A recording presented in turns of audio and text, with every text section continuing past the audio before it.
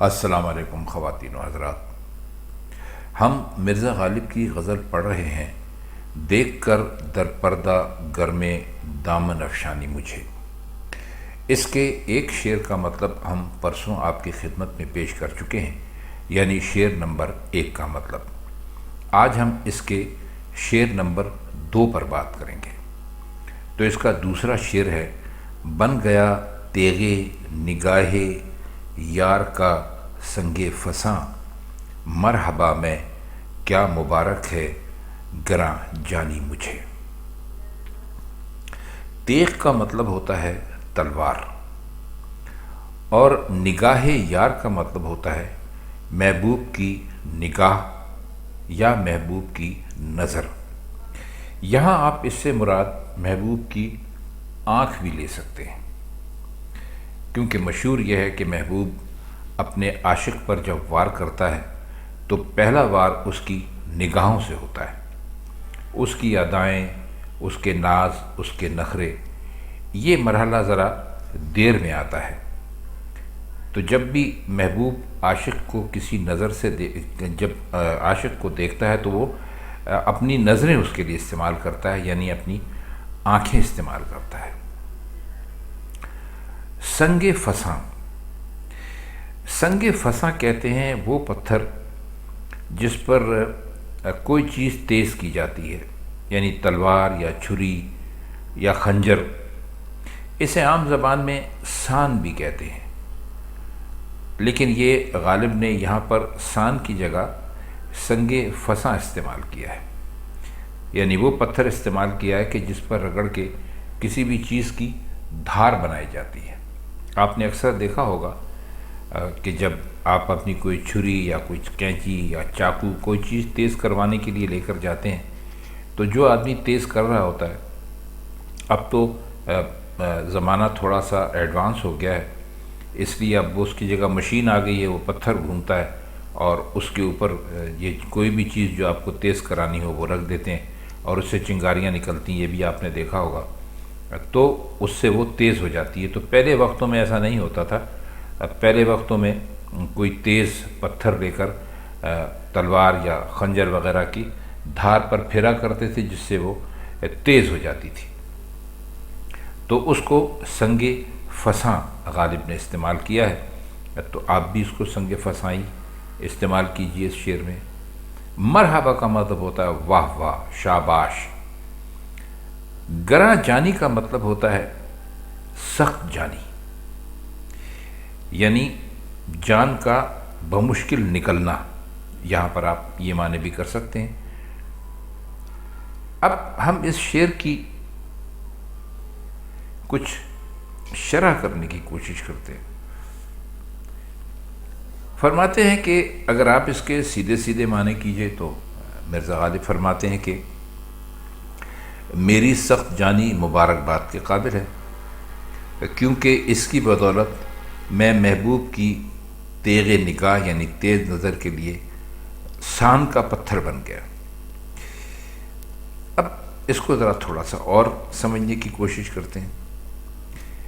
مرزا دراصل فرما یہ رہے ہیں کہ میں بہت سخت جان ہوں اور مجھے قتل کرنا کوئی بچوں کا کھیل نہیں ہے، بلکہ یہ بہت مشکل کام ہے، اور میرے محبوب کی جو نگاہ ہے اس کے وار میرے اوپر مسلسل ہو رہے ہیں، لیکن میری جان نہیں نکلتی، اور ہر بار میں محبوب کی جو تیغ نگاہ ہے یعنی اس کی جو نظریں ہیں، میری سخت جانی پر رگڑ کھانے سے وہ اور تیز ہوتی جاتی ہے۔ تھوڑا سا غور کیجئے، شاعرانہ انداز میں مرزا غالب نے کیا بات کہنے کی کوشش کی ہے۔ اس شعر کو آپ اگر چاہیں تو روایتی عاشق اور معشوق کا شعر بھی سمجھ سکتے ہیں، لیکن مرزا غالب نے یہ روایتی عاشق اور معشوق کی شاعری ذرا اس معنوں میں کم کی ہے کہ ان کے اشعار، ان کے اپنے حالات، ان کا اپنا زندگی کا مشاہدہ، ان کا اپنا زندگی کا مطالعہ، ان ساری چیزوں سے مل کر بنا ہے۔ مثال تو انہوں نے دے دی کہ بھائی میں بہت سخت جان ہوں، اور میں اپنے آپ کو اس بات پر مبارکباد دیتا ہوں کہ میں محبوب کی جو نگاہیں ہیں ان کی تیغ نگاہ کے لیے، یعنی ان کی نگاہوں کو تیز کرنے کے لیے اس پتھر کی طرح بن گیا ہوں جس پر کہ کوئی چیز تلوار یا چھری وغیرہ تیز کی جاتی ہے۔ لیکن اگر ہم اس کے تھوڑے سے معنی اور سمجھنے کی کوشش کریں تو مرزا یہ فرماتے ہیں کہ میں بہت سخت جان آدمی ہوں، اور مجھے زمانہ اپنے مظالم سے ختم نہیں کر سکتا، میں زمانے کے لیے بہت مشکل ہوتا چلا جا رہا ہوں۔ یعنی زمانہ مجھ پر جتنے وار کرتا ہے وہ وار ہونے سے میری جان نہیں نکلتی، یعنی میں اس کے سامنے ہار نہیں مانتا، اور ہر وار میں زمانہ جو ہے وہ یہ دیکھ کر حیران رہ جاتا ہے کہ میری سخت جانی مزید سخت ہوتی چلی جا رہی ہے۔ اگر مل ملا کر ہم اس کا مطلب سمجھنے کی کوشش کریں تو وہ یہ زمانے کو ایک طرح سے مرزا غالب انگریزی میں اگر کہہ لیجئے تو چیلنج کر رہے ہیں، یعنی وہ یہ کہہ رہے ہیں کہ تم مجھ پر جتنی زیادہ سختیاں کرو گے ان سختیوں سے تم مجھے مار نہیں سکتے، اور تمہاری ہر سختی کی وجہ سے میں بالکل ویسے ہوتا چلا جاتا ہوں جیسے کہ کسی چھری یا تلوار کو سان پر رگڑتے ہیں تو اس کی دھار تیز تر ہوتی چلی جاتی۔ اب یہ بات ذہن میں رکھیے کہ وہ تلوار یا وہ خنجر یا وہ چاقو جس کی دھار بہت زیادہ تیز ہو وہ بہت کام کا ہوتا ہے، یعنی وہ اس کے مقابلے میں جو کند ہو، جس کی دھار تیز نہ ہو، اس کے مقابلے میں اس کو بہت اچھا سمجھا جاتا ہے۔ تو ہم اس شعر کو یوں بھی کہہ سکتے ہیں، اس کا مطلب ہم یوں بھی سمجھ سکتے ہیں کہ مرزا غالب یہ فرماتے ہیں کہ مجھ پر زمانے کے جتنے زیادہ ظلم ہوتے ہیں، جتنے زیادہ ستم ہوتے ہیں، وہ میری شخصیت کو اور نکھار دیتے ہیں، وہ میری شخصیت کو اور زیادہ مضبوط کر دیتے ہیں۔ تو خواتین و حضرات، یہ اس کے شعر نمبر 2 کے کچھ مشکل الفاظ تھے، اور اس کے معنی اور اس کی تھوڑی سی ہم نے شرح کرنے کی کوشش کی۔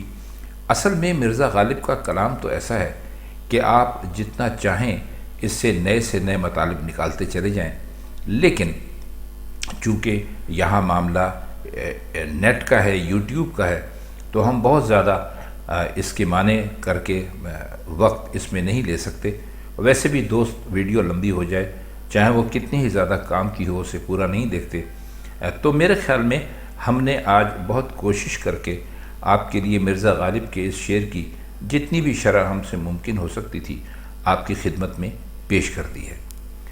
کل یا پرسوں انشاءاللہ ہم اسی غزل کے شعر نمبر 3 کی شرح آپ کی خدمت میں پیش کریں گے۔ آج کے لیے بس اتنا ہی۔ اب ہم چاہتے ہیں آپ سے اجازت۔ خدا حافظ۔